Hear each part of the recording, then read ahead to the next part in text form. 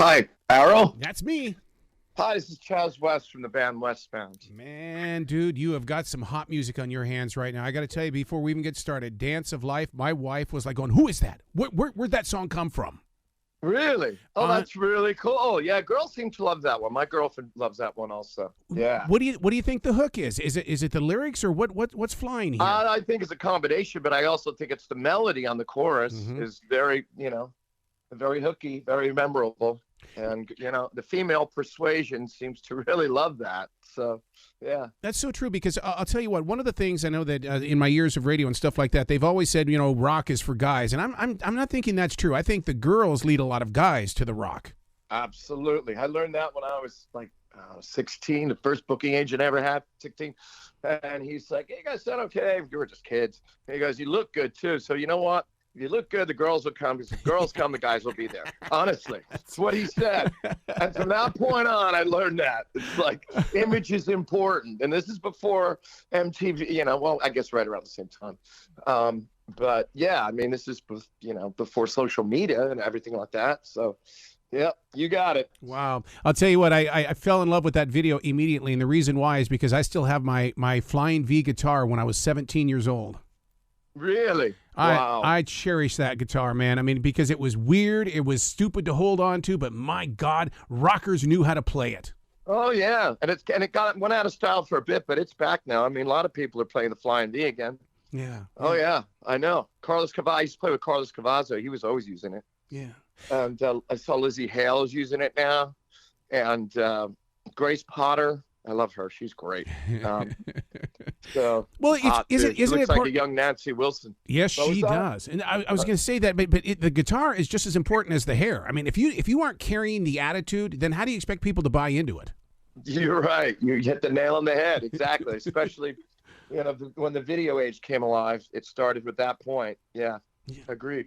The album cover. I have always been addicted to album covers because I'm from that generation. But my God, you guys put some thought into this baby. Right. Well, it's actually a tattoo that I have on my left forearm. Yeah, it's an English dagger. It's my, heritage is English, and with a little bit of Irish and Swedish. But yeah, I have a tattoo. I'll, if I ever meet you, I'll show you. I'll send you a picture of it. Yeah. So the record company had some ideas, and their main office is based in Italy, and they weren't getting it. They were sending me these pictures.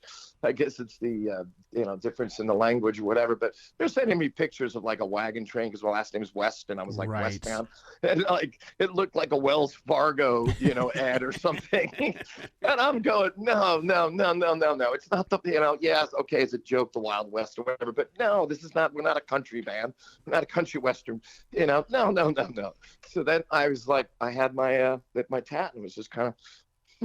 What if it's like a coat of arms? You know what I mean? Yeah, see the W. Well, it totally sets up the branding is what it does because now we expect to see that at every performance. Exactly. Absolutely. And it's on the backdrop and everything else.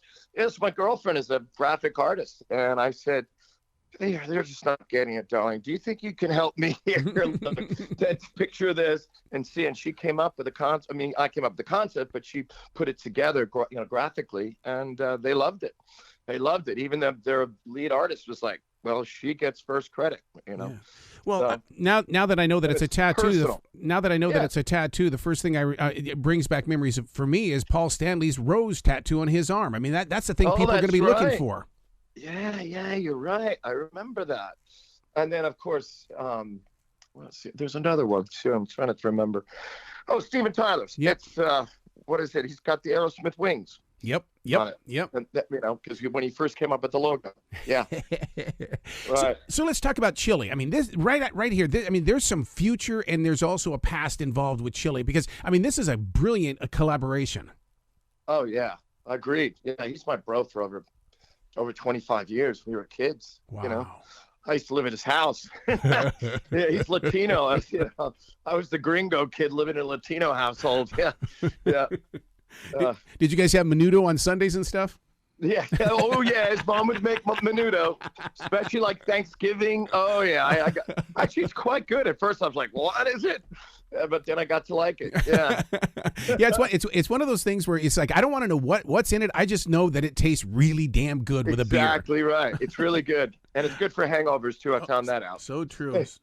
One of the things that I've noticed in the past, let's say past year and a half, is that metal is growing in a huge way. I mean, we just last night just had Motley Crue and Def Leppard and Joan Jett, and they sold out 72,000 people in a stadium. Wow. If that doesn't say that Westbound is on the way, I mean, come on.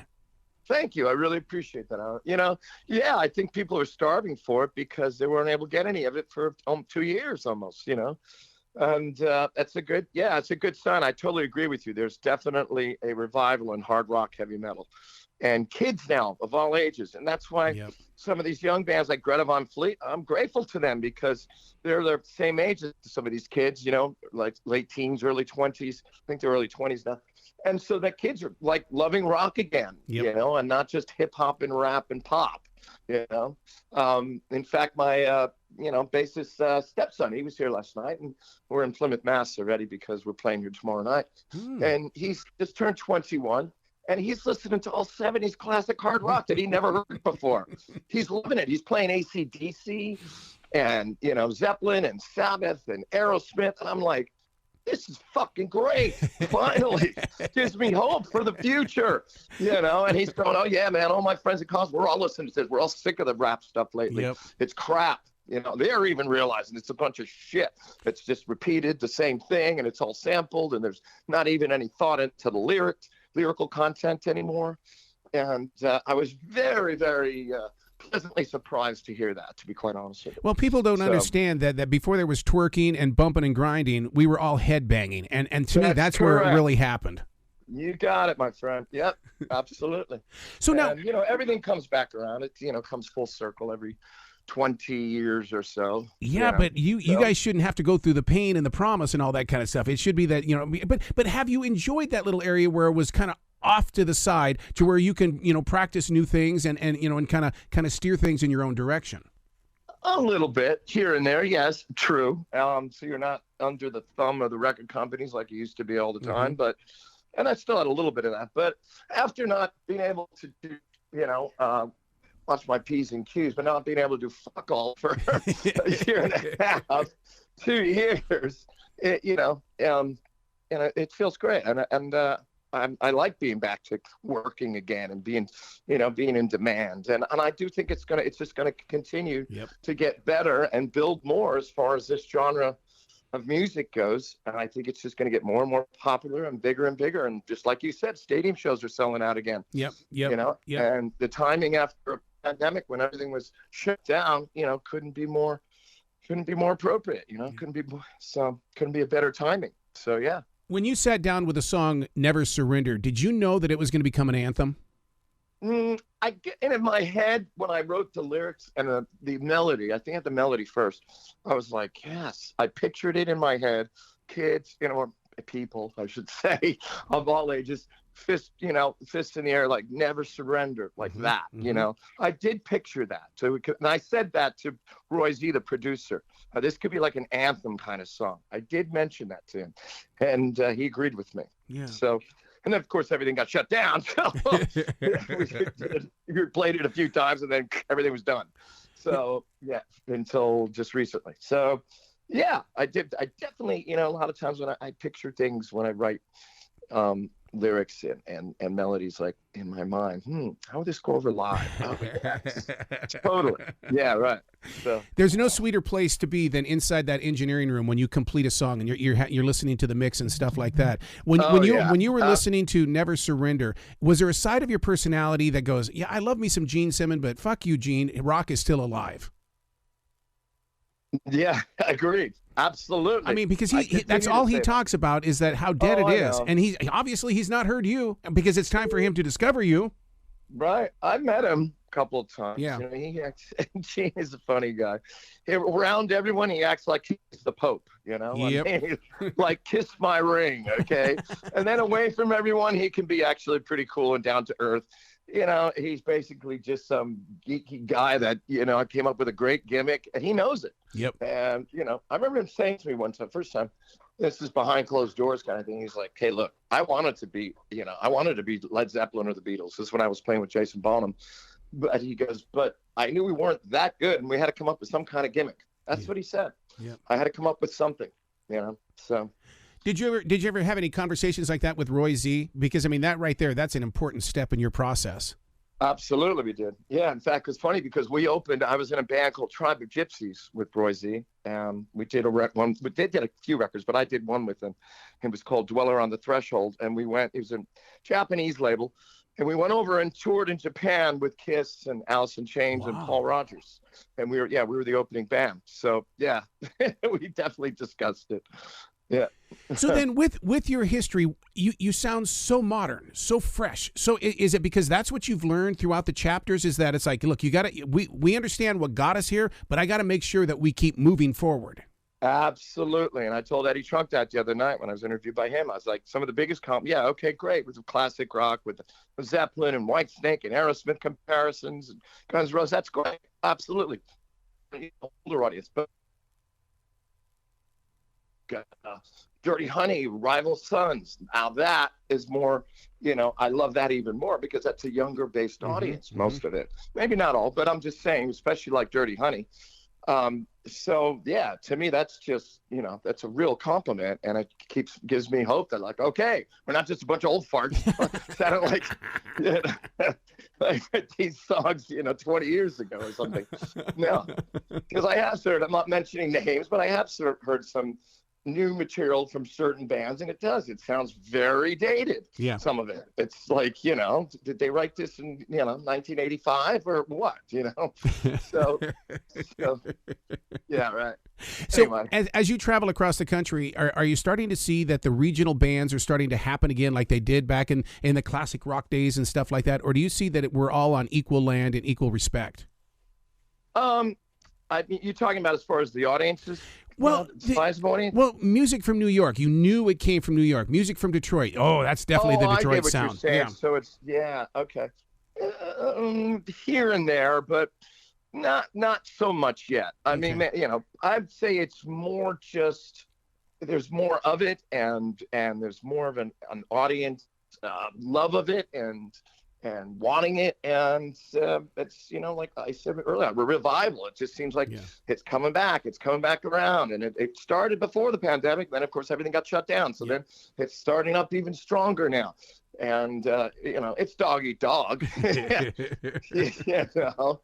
But yeah, I definitely see that there's changing of the guard, say.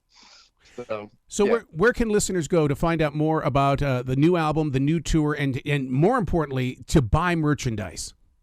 Okay, westboundofficial.com is the website, and that has the 3 videos on there, and it's got live performances and interviews, and you can order merchandise. If you go on there, it says merch.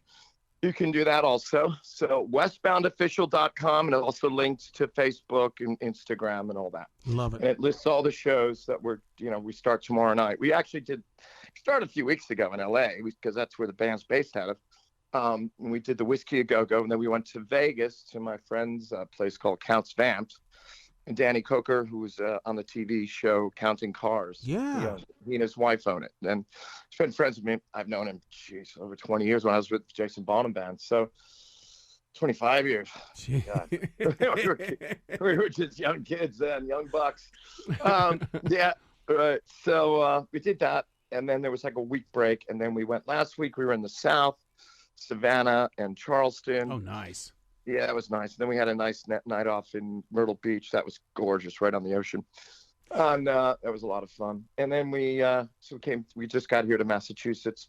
So we start tomorrow in Plymouth, Massachusetts. Wow, you bring up Myrtle Beach, and it's like, it's one of those things where it's in our backyard, and and so many people around the nation and stuff like that go experience Myrtle Beach. We kind of shake our heads, going, okay, I get it, but right. but it's always been that gym for the Carolinas, and then when the rest of the world comes to it, it's like, hey, now. Yeah, right, exactly. Sure. Now that it catches up. I played there a few times at the House of Blues. Yes, it's gorgeous. I love it there. And I hadn't been there in a few years, and it was like, refreshing. It really was. Wow. Well, we've got to get you here to Charlotte, man, because I'll tell you what, you could rock that place. Oh, yeah, absolutely. Sure. We were close. Hey, South Carolina. Exactly.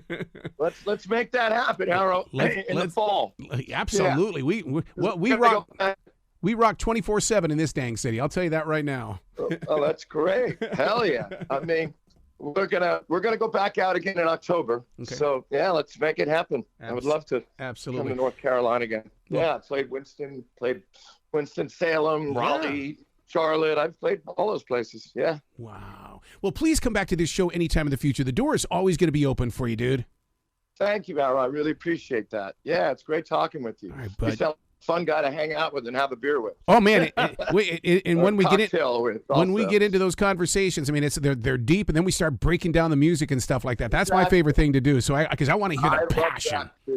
I agree. Exactly. I agree. I love that also. As long as there's a sense of humor involved, yes. That's right. That's right. Well, you be brilliant today, okay, sir? All right, my friend. You take care. It's great talking with you. All the best.